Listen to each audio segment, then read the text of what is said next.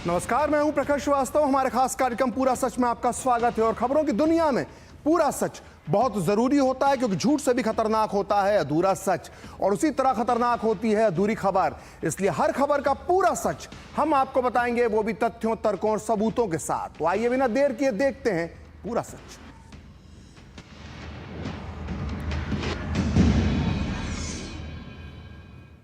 कभी इस देश के नेता और सियासी दल इस देश के अलग अलग राज्यों को आपस में जोड़ने का, उनमें भाईचारा पैदा करने का काम करते थे। लेकिन अब राजनीति बदल गई है। एक तरफ राहुल गांधी बिहार जाकर जनता के अधिकार की बात करते हैं, वहीं दूसरी तरफ उनकी ही पार्टी उसी बिहार का अपमान करती है।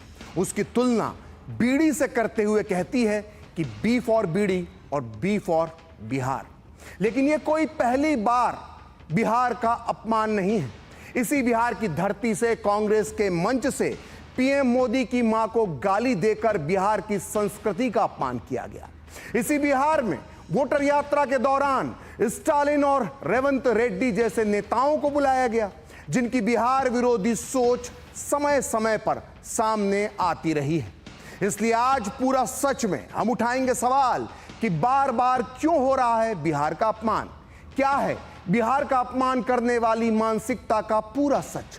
और सबसे बड़ा सवाल कि बीड़ी की ये चिंगारी आखिर किसके हाथ सुलगाएगी। और फिर से बिगड़े बोल, क्या कांग्रेस ने कर लिया है सेल्फ गोल। और यह सबसे बड़ा सवाल यह है कि क्या बार बार अपमान करने वालों को बिहार की जनता देगी जवाब। तो देखते हैं पूरा सच पूरे विस्तार के साथ। तो कांग्रेस पर बिहार का अपमान करने का एक और आरोप लगा है। सोशल मीडिया पर कांग्रेस की तरफ से एक अपमानजनक पोस्ट किया गया, जिसके बाद बिहार की सियासत गर्मा गई है।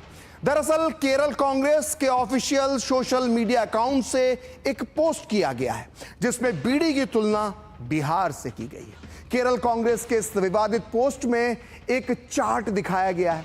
इसमें सिगरेट और अन्य तंबाकू उत्पादों और बीड़ी पर जीएसटी की तुलना की गई है। बताया गया है कि सिगरेट पर जीएसटी 28% से बढ़ाकर 40% कर दी गई है, लेकिन बीड़ी पर जीएसटी को 28% से घटाकर 18% कर दिया गया है। लेकिन इसके आगे जो लिखा है वो निश्चित तौर पर बिहार की भावनाएं, बिहार के लोगों की भावनाएं आहत करने वाला है।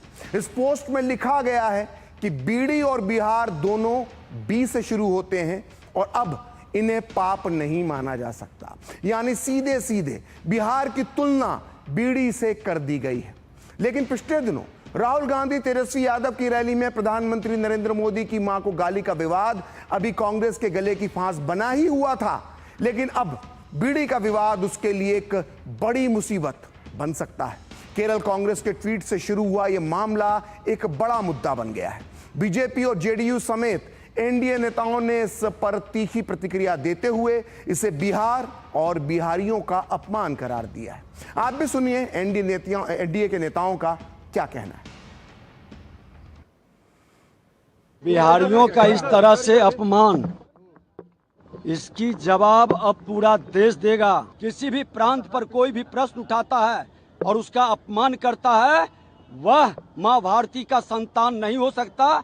ऐसे लोग सजा के हकदार है, कार्रवाई होनी चाहिए। कांग्रेस तो ऑल इंडिया पार्टी है और इतने बड़े राज्य के बिहार के लोगों के प्रति ऐसी ईर्ष्या और घृणा की भावना है। बी से बुद्धा भी तो होता है, तो उनको बुद्धा नहीं समझ में आता है। क्योंकि बीड़ी में जीएसटी घटा दिया गया तो बी से बिहारी और बी से बीड़ी हो गया। इससे समझ में आता है कि कितनी ईर्ष्या और कितनी घृणा है बिहारियों से। ये केरल कांग्रेस की ही सोच नहीं है, ये कांग्रेस पार्टी की ही सोच है। इन्होंने हमेशा से बिहारियों को बदनाम करने में कभी कोई कसर नहीं छोड़ी। इनके राष्ट्रीय नेताओं ने जिस तरीके से उनकी भाषा रही है बिहारियों को लेकर, कांग्रेस की सोच रही है बिहारियों के खिलाफ वाली, और आज वही सोच उजागर हुई है। बीड़ी से अगर आप बिहारियों की तुलना कर रहे हैं, मतलब इससे ज़्यादा अपमान बिहारियों का और ये कर नहीं सकते। ऐसे में कांग्रेस को अब ये जवाब देने की ज़रूरत है कि भाषा की मर्यादा को किस स्तर तक अपने राजनीतिक लाभ के लिए ये गिराएंगे। तो चुनावी मौसम में केरल कांग्रेस के बी से बीडी और बी से बिहार वाले पोस्ट पर जब राजनीति गर्मा गई तो आरजेडी नेता तेजस्वी यादव इस मुद्दे पर बेखबर नजर आए। बड़ी अजीब बात है कि इतनी बड़ी खबर उन तक नहीं पहुंची थी, क्योंकि पत्रकारों ने जब उनसे यह सवाल पूछा तो उन्होंने कहा कि जब देखा ही नहीं है ट्वीट तो प्रतिक्रिया कैसे दे सकते हैं। हालांकि उन्होंने यह जरूर कहा कि अगर बिहार को लेकर कोई आपत्तिजनक बात कही गई है तो जरूर माफी मांगना चाहिए। लेकिन आरजेडी प्रवक्ता मृत्युंजय तिवारी बीजेपी पर ही सवाल उठाने लगे। वहीं कांग्रेस नेता तारिक अनवर केरल कांग्रेस का हैंडल हैक होने की आशंका जता रहे हैं। तो आप भी सुनिए महागठबंधन नेताओं ने कैसे कैसे विवाद को लेकर क्या क्या बयान दिए। हमको जानकारी में नहीं, हम देखे नहीं है तो प्रतिक्रिया नहीं दे सकते। लेकिन अगर कोई बिहार से लेकर के आपत्तिजनक करके कोई बात है तो जरूर माफी मांगनी चाहिए। जब लाठी डंडे से पीटा जा रहा था, गालियां दी जा रही थी, बिहार को भगाया जा रहा था महाराष्ट्र और गुजरात से, उस समय बीजेपी वाले क्यों चुप थे? ये अभी क्या ज्ञान देंगे? बी से बिहार, बी से बुद्ध की धरती, बी से बुद्धिजीवियों की धरती, यही है बिहार की शक्ति। ये सबको पता है, इसलिए ये सब फेक प्रोपगंडा एजेंडा ना चलाएं। मेरा ख्याल है कि अगर किसी ने किया है तो गलत किया है, उसके खिलाफ पार्टी को कार्रवाई करनी चाहिए। अगर ये हैक किया गया है तो उसके लिए कार्रवाई होनी चाहिए, उसकी शिकायत होनी चाहिए। मैं समझता हूँ कि बिहार को लेकर इस तरह की बात करना उचित नहीं। तो राहुल गांधी की वोटर अधिकार यात्रा का सबसे बड़ा मकसद था बिहार में कांग्रेस की खोई हुई जमीन को फिर से प्राप्त करना। इसी साल बिहार में विधानसभा चुनाव भी है, तो इस वोटर यात्रा की टाइमिंग एकदम परफेक्ट थी। लेकिन सारी प्लानिंग धरी की धरी रह गई और कांग्रेस ने स्वयं अपने पैर पर कुल्हाड़ी मार ली। अपनी वोटर यात्रा में राहुल गांधी ने ना जाने किसकी सलाह पर तमिलनाडु के सीएम स्टालिन को आमंत्रित कर लिया। राहुल को किसी ने यह तक नहीं समझाया कि भाई, स्टालिन की पार्टी डीएमके के कई बड़े नेता बिहार और बिहार के निवासियों का अपमान करते आए हैं, उन्हें टॉयलेट साफ करने वाला कह चुके हैं। आखिर ऐसे स्टालिन को बुलाने की जरूरत क्या थी? वहीं इस वोटर अधिकार यात्रा में राहुल गांधी ने तेलंगाना के सीएम रेवंत रेड्डी को भी बुलावा भेज दिया। ऊपर से रेवंत रेड्डी जिस जीप में सवार थे उसमें प्रियंका गांधी जी भी बैठी हुई थी। ये वही रेवंत रेड्डी हैं जिन्होंने बिहार का अपमान करते हुए बिहार के डीएनए को कमतर बताया था। अब रही सही कसर केरल कांग्रेस ने पूरी कर दी है, बिहार को बीड़ी से जोड़ दिया है और यह सिर्फ 15 दिनों के अंदर हुआ है। यानी राहुल ने वोट अधिकार यात्रा से जो थोड़ा बहुत हासिल किया था उस पर इन 3 ब्लंडर्स ने पानी फेर दिया है। तो यहां यह सवाल भी उठाया जाना चाहिए कि आखिर कांग्रेस के अंदर स्टालिन और रेवंत को बिहार बुलाने का आइडिया दिया किसने था? क्या ग्रैंड ओल्ड पार्टी के कर्ता धर्ताओं में इतनी भी समझ नहीं है कि बिहार के अपमान करने वाले नेताओं को बिहार में ना बुलाया जाए? और यहां से यह सोचकर भी हंसी आती है कि तमिलनाडु के स्टालिन और तेलंगाना के रेवंत रेड्डी का बिहार में आखिर ऐसा क्या जनाधार है, क्या प्रभाव है, क्या असर है और क्या स्टार वैल्यू है जो उनके चरण पड़ते ही बिहार में कांग्रेस का उद्धार हो जाएगा। खैर, ये तो कांग्रेस का अंदरूनी मामला है, कांग्रेस जाने। और कांग्रेस के इस महाब्लंडर से बीजेपी के हाथ मौका लग गया और उसने वीडियो जारी करके यह बताया कि स्टालिन की पार्टी डीएमके के नेता बिहार के बारे में क्या विचार रखते हैं।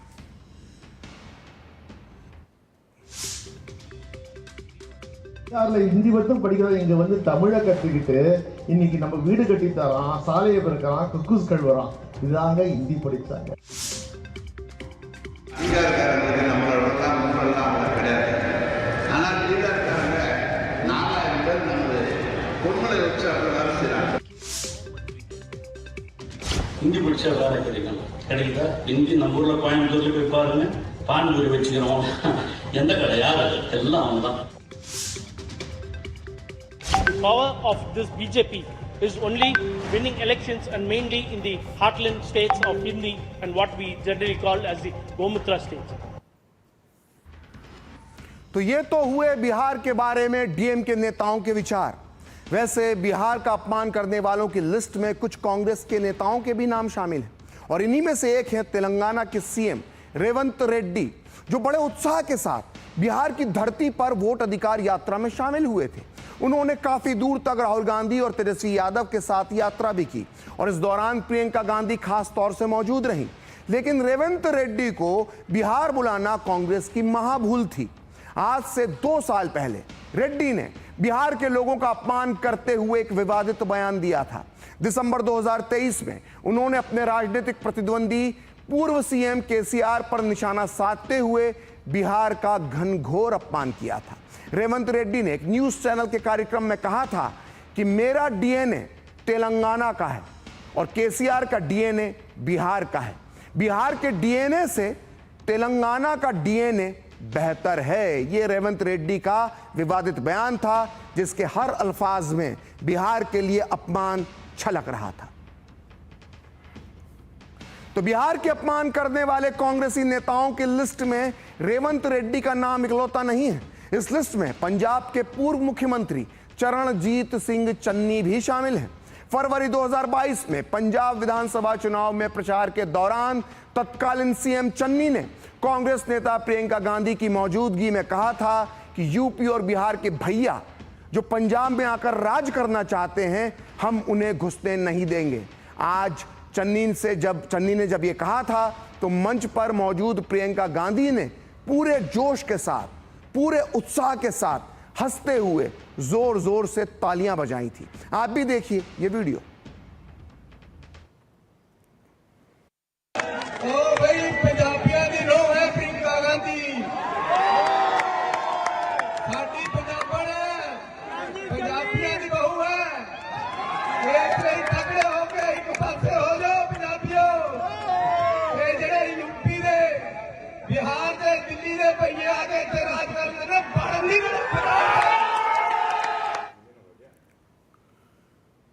तो बिहार को अपमानित करने के आरोप कांग्रेस अध्यक्ष मल्लिकार्जुन खड़गे पर भी लगे हैं।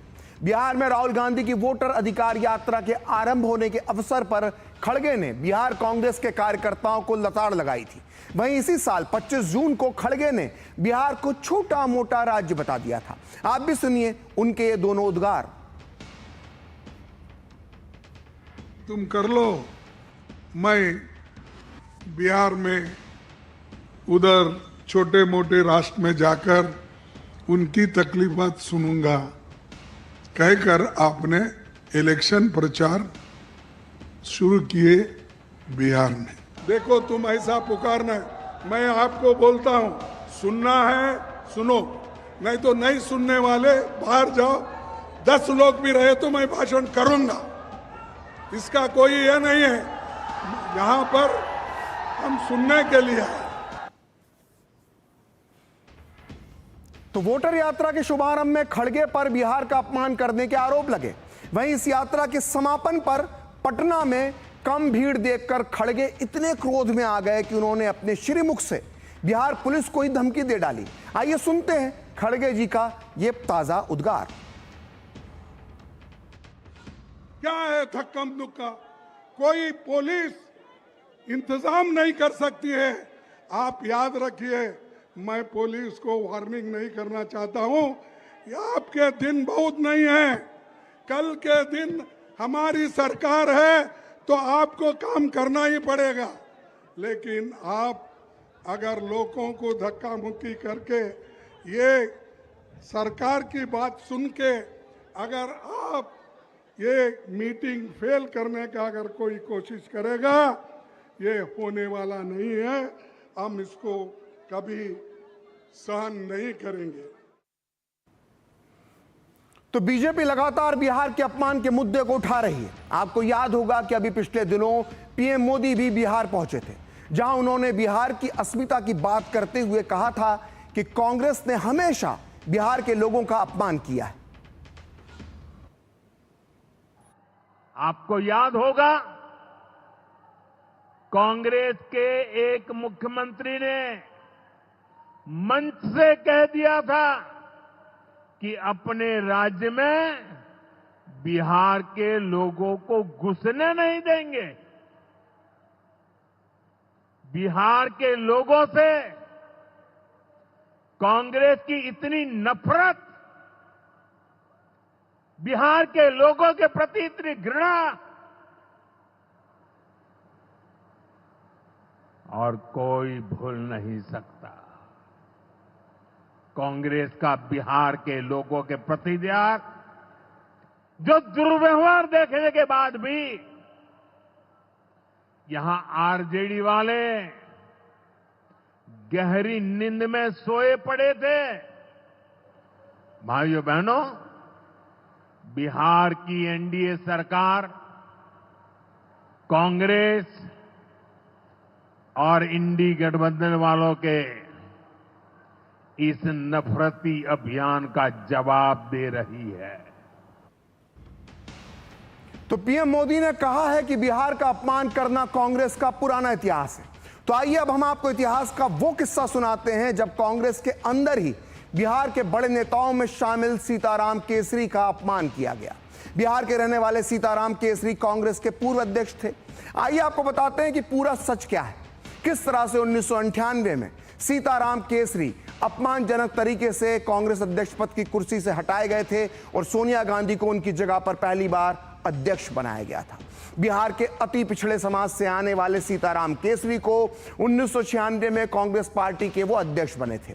इसके बाद 1998 में कांग्रेस के बड़े नेताओं ने तय किया कि सीताराम केसरी को हटाकर सोनिया गांधी को अध्यक्ष बनाने से पार्टी को फायदा होगा। लेकिन सीताराम केसरी पार्टी के चुने हुए अध्यक्ष थे और कांग्रेस पार्टी के संविधान के मुताबिक चुने गए अध्यक्ष को हटाए जाने का कोई प्रावधान नहीं है पार्टी में। इसलिए केसरी से जबरन इस्तीफा लेने का एक प्लान तैयार किया गया। सोनिया के खास लोगों ने प्लान तैयार किया था। इसके लिए खुद सीताराम केसरी पर दबाव डालकर, प्रेशर डालकर उनसे ही 5 मार्च 1998 को कांग्रेस वर्किंग कमेटी की बैठक बुलाई गई। यानी अध्यक्ष पे ये प्रेशर डाला गया कि आप कांग्रेस वर्किंग कमेटी की बैठक बुलाएं। अब बैठक में क्या हुआ? 24 अकबर रोड पर हुई इस बैठक में वही हुआ जिसका अंदाजा था। बैठक शुरू होने के बाद वरिष्ठ नेताओं ने सीताराम केसरी को अध्यक्ष पद से इस्तीफा देने और अपनी जगह श्रीमती सोनिया गांधी को नामांकित करने के लिए कहा। इस्तीफा देने की बात सुनते ही सीताराम केसरी भड़क गए और बैठक वाले हॉल से वो गुस्से में बाहर निकल गए। इसके बाद बाकी नेताओं ने सोनिया गांधी को पार्टी का राष्ट्रीय अध्यक्ष घोषित कर दिया। फिर इस फैसले की एक कॉपी सोनिया गांधी के घर भेजी गई, जो पीछे है 10 जनपथ, 24 अकबर रोड से लगा हुआ था 10 जनपथ। और फिर जब 10 जनपथ में कॉपी पहुंची तो सोनिया गांधी ने इसे स्वीकार कर लिया और कहते हैं कि सोनिया के पार्टी की कमान संभालने तक सीताराम केसरी को घंटों तक कांग्रेस दफ्तर के बाथरूम में बंद करके रखा गया था। सोनिया गांधी के अध्यक्ष बनने के बाद जब बुजुर्ग केसरी दफ्तर से बाहर जा रहे थे तो इंडिया टुडे की एक रिपोर्ट के मुताबिक कुछ युवा कांग्रेस के कार्यकर्ताओं ने उनकी धोती खींचने की भी कोशिश की। सीताराम केसरी के इसी अपमान का जिक्र प्रधानमंत्री नरेंद्र मोदी ने पिछले साल मई में लोकसभा चुनाव प्रचार के दौरान एक जनसभा में किया था। ये परिवार ऐसा है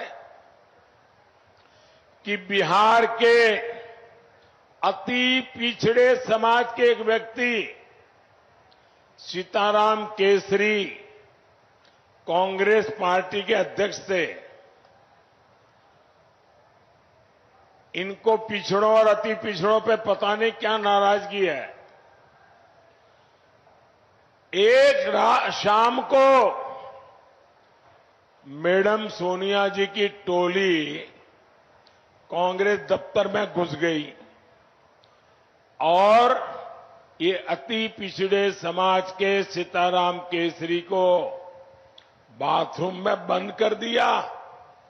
कांग्रेस के राष्ट्रीय अध्यक्ष को बाथरूम में बंद कर दिया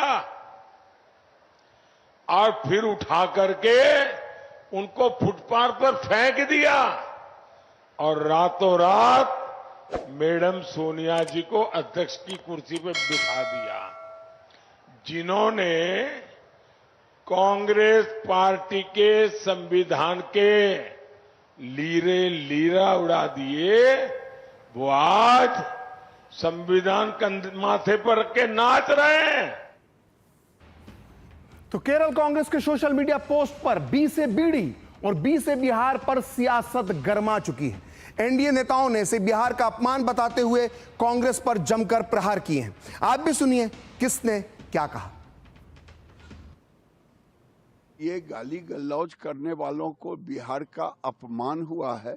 बिहार के लोग आने वाले चुनाव में इसका बदला लेंगे। ये लोग बिहारी को और बिहारी गौरव को अपमानित करने में ये लोग गर्व महसूस करता है। ऐसे लोगों को जो बिहार के स्वाभिमान पर और बिहार के लोगों को ठेस पहुंचाने का काम करते हैं, बिहार की जनता उनको सबक सिखाएगी। ये कांग्रेस पार्टी जहां भी कहीं दूसरे जगह सत्ता में रही है राज्यों में, हमेशा उन जगहों पे बिहारियों का अपमान हुआ है। जहां गौतम बुद्ध को ज्ञान प्राप्त हुआ है, अशोक सम्राट रहे हैं, तो बिहार के बारे में अगर कोई इस तरह के बात बोलता है तो समझिए कि उसकी मानसिक दिवालियापन है।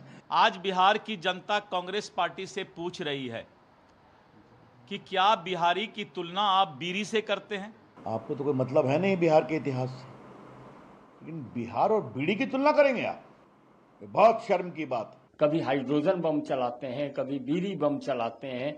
इन लोगों को इस शर्मनाक स्थिति के लिए माफी मांगना चाहिए। केरल कांग्रेस ने बिहारियों को बीड़ी से तुलना की है। ऐसी आग लगेगी कि उन्हें पता लगेगा कि क्या होने वाला है। कांग्रेस पार्टी जानबूझ के बिहार के लोगों का अपमान कर रही है। तो बिहार के राज्यपाल आरिफ मोहम्मद खान से जब केरल कांग्रेस की तरफ से किए गए इस विवादित पोस्ट के बारे में पूछा गया तो उन्होंने कहा कि लोकतंत्र लोकलाज के सहारे चलता है और भारत की जनता लोकतंत्र को कमजोर नहीं होने देगी। लोकतंत्र लोकलाज के सहारे चलता है। लोकतंत्र मर्यादा का सम्मान करने से चलता है। लोकतंत्र अपने ऊपर नियंत्रण रखने से चलता है। अगर हमारी इच्छा सत्ता की ऐसी है कि वो स्वच्छंद हो गई और हम किसी मर्यादा का सम्मान ही नहीं करेंगे तो जनता उसका नोटिस लेगी। और मैं मानता हूं कि भारत की जनता लोकतंत्र को कमजोर नहीं होने देगी। तो पूरा सच में वक्त है एक ब्रेक का, और ब्रेक के बाद बताएंगे केंद्रीय मंत्री पीयूष गोयल ने क्यों कहा मोदी सरकार के फैसले चुनावों से प्रेरित नहीं होते हैं।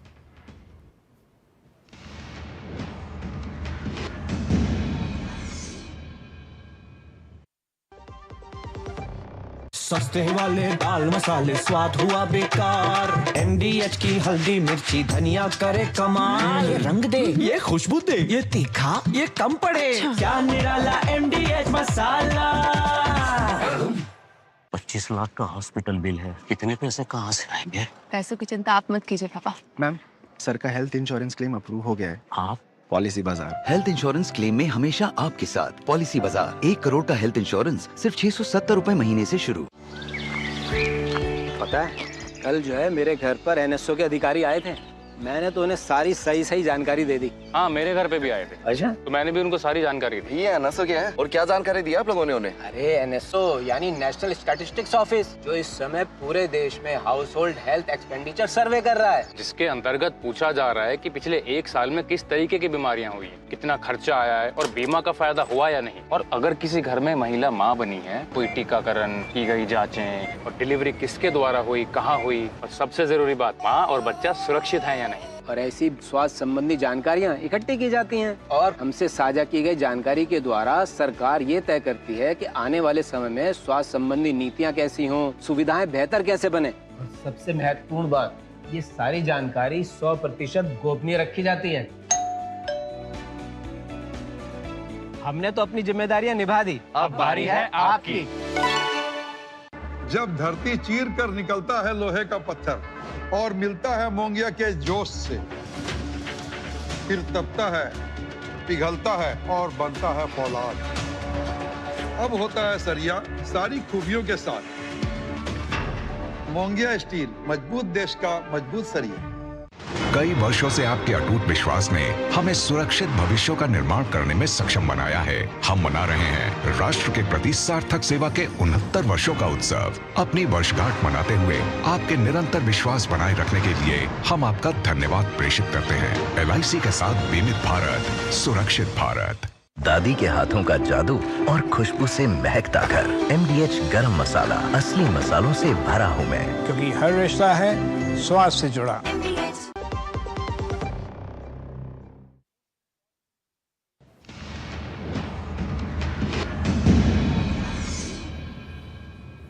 तो ब्रेक के बाद पूरा सच में आपका फिर से स्वागत है। और नेक्स्ट जनरेशन GST सुधारों को लेकर मीडिया से संवाद करते हुए केंद्रीय मंत्री पीयूष गोयल ने भी केरल कांग्रेस के इस पोस्ट पर तीखी प्रतिक्रिया दी है। साथ ही उन्होंने ये भी साफ कर दिया कि मोदी सरकार के फैसले चुनावों से प्रेरित नहीं होते। इसे साबित करने के लिए उन्होंने अपना व्यक्तिगत अनुभव भी साझा किया। आप भी सुनिए केंद्रीय मंत्री पीयूष गोयल ने क्या कहा। आज तो उन्होंने पूरे बिहार को ही इंसल्ट कर दिया और मुझे पक्का विश्वास है कि बिहार की जनता इसको कभी टॉलरेट नहीं करेगी। मुंह तोड़ जवाब मिलेगा कांग्रेस और आरजेडी को इस वक्तव्य के लिए, इस इंसल्ट के लिए। मेरे 11 वर्ष उनके साथ काम करने के अनुभव से और कई बार तो डांट भी पड़ी है इस विषय में कि कभी कोई निर्णय मोदी सरकार चुनाव के प्रभाव में नहीं करेगी। एक बार मैं गया था, मैं आपको उदाहरण दे सकता हूं। एक बार गया था, एक राज्य का चुनाव था। उस राज्य में मुझे एक बड़ा निवेश करवाना था, इंडस्ट्रियल पार्क बनाना था, तय हो गया था और मैं अनाउंस करने जा रहा था। तो बात बात में मैंने कहा कि मैं अनाउंस करने वाला हूं एक बड़ा इंडस्ट्रियल पार्क इस राज्य में और उसमें थोड़े दिनों बाद चुनाव भी होने वाला है। उन्होंने मुझे देखा कि किसने आपको बोला है क्या कि उस चुनाव की वजह से आप ये अनाउंस करो। मैं कहा नहीं, किसने बोला नहीं है, लेकिन स्वाभाविक रूप से हमें लाभ होगा। तो ऐसी डांट पड़ी मुझे। उन्होंने कहा मेरी सरकार कभी कोई निर्णय चुनाव को मद्देनजर रखते नहीं लेगी। तो आज पूरा सच में इतना ही। मुझे और मेरी पूरी टीम को दीजिए अनुमति। मिलेंगे अगले हफ्ते। नमस्कार।